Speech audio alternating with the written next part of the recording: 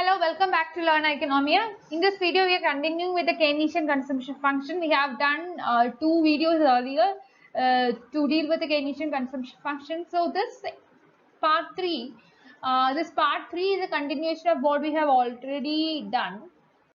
Just understand the consumption rated here. Okay. So in order to understand this, we have to understand the stand taken by Dinstonberry. As per Dinstonberry, consumption function is irreversible, and this is irreversible with respect to the fall in income. Okay, and this means that consumption function applicable this is applicable to the rise in income, but it's not applicable to the fall in income. As per him, when income increases, people become used to the high level of consumption, and it becomes difficult for these people to reduce their consumption when there is a fall in their income. If you take the case of an example, just suppose that as income of an individual increases by 20 or 200, just assume that there is an increase in the income by 200 rupees or dollars or pound or whatever it may be, and consumption increases by only by 140 rupees or dollars or whatever you take for the initial case. And this is known as a consumption rated. The idea is like this. During the long-term growth of income, consumption function shift upward direction, and this upward shift normally occur during the periods of relatively high levels of income. Such shifts are considered to be irreversible during subsequent declines of income, and each shift takes off from a platform which is provided by the previous peak, and this gives the source of the rated effect. Just understand the saving function. The saving function can be deducted from the consumption function. We have already understood that this consumption and saving are the two sides of the same coin, and it is the difference between income and consumption. So your income would be divided upon your consumption and saving. So whatever is not spent for your consumption would be saved. This is our assumption. So it means that saving is also a function of income, like in the case of consumption. And saving function could be understood from consumption function, because these two are the two sides of the same coin. The average propensity to consume and the marginal propensity to consume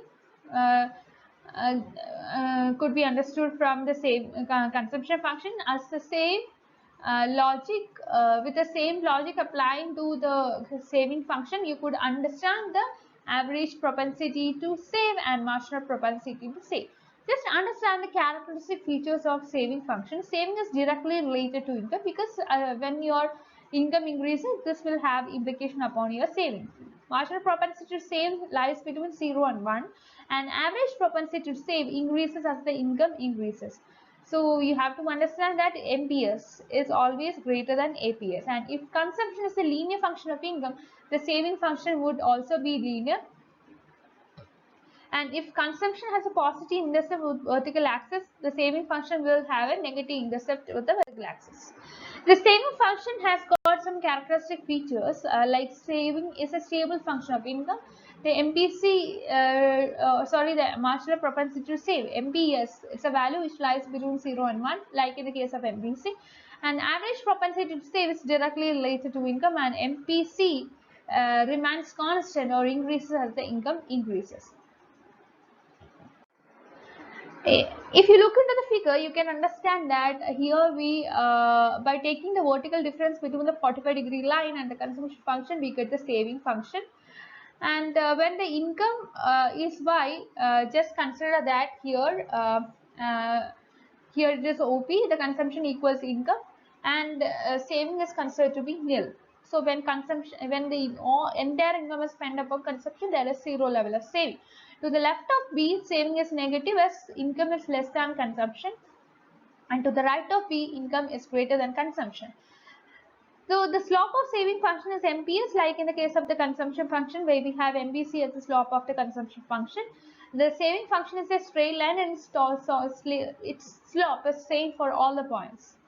Average propensity to save at any point of origin is equal to the slope of the line, where OD, and whereas MPS, it is considered to be equal to tan B or tan beta. Since beta is a value which is greater than alpha, tan beta is greater than alpha, tan alpha, okay.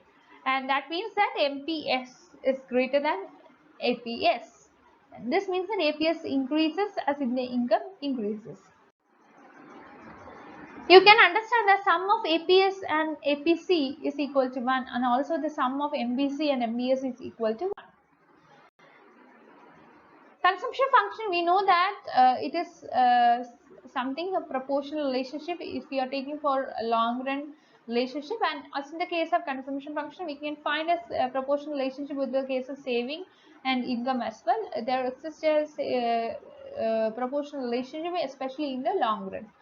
And if consumption is proportional to income, the consumption function is a straight line passing through the origin. So will be the case of the saving function. Coming to the case of paradox of thrift, the simple prediction that equilibrium national income is decreased when desire to save rises and increase when the desire to save falls, it is known as the paradox of thrift. And there is no paradox at all. It's really simple prediction of the model in which national income is demand determined. More saving means less spending and reduces reduction in aggregate demand. Less saving means more spending, and which means an increase in aggregate demand. Just understand the situation, or just assume a situation that the both investment and saving are the function of income, and MPS is greater than marginal propensity to invest. The investment function will then intersect the saving function from above, and just assume that the saving habits have changed and people become more thrifty than before. As a result of this, saving at each level of income, which means that saving function will shift to left, and effect of such an equilibrium level of income on the volume of saving could be shown by using some figure. Firstly, you can understand that especially from a logical point of view, what is true for each individual taken is in isolation from isolation, and this may not be true for all the individuals who are taken together. And also we can explain the paradox from the economic point of view. We have to understand saving is a function of income. Since the level of income is reduced, the volume of saving also comes down automatically. This is the thing, because your saving depends upon your income.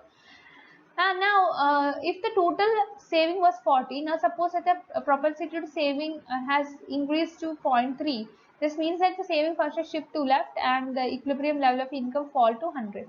At this level, the total saving will be 30. That means that even if the saving propensity increases, total saving decreases due to fall in the level of income. And the paradox of thrift is considered to be an important factor when you consider the case of economy. In the Keynesian model, saving propensity increases, the equilibrium level of income decreases. In the Keynesian model of income determination, we assume that the economy is an advanced capitalist economy in depression, where substantial unemployment would be there. This is mainly because of the lack of aggregate demand or lack of effective demand. The increase in effective demand will increase income as well as employment. In a developing economy, unemployment is not caused by deficiency in effective demand. It's a result of how low quality of capital goods would work. Unlike unemployment in developing economy, which may not be reduced by increasing total spending. In a developing economy, more capital goods should be employed to increase income as well as employment. While a capital formation approach is needed in a developing economy, a spending approach is applicable to an advanced developed economy. So, conclusions derived from Keynesian theory are relevant to developed economy, and this is not applicable to developing economy. If you look into the case of Montagliani and Friedman, who they have proposed some explanations regarding all the contradictory findings which we could have in the arena of the Keynesian consumption function. Montagliani and Friedman tried to solve the consumption puzzle, and Montagliani's life cycle hypothesis and Friedman permanent income hypothesis rely on the theory of consumer behavior, which is proposed by Fisher. That's all. Please like, share, and subscribe to this channel for more videos, and I welcome you to my Telegram group and Telegram channel to discuss your doubts, and thank you for watching.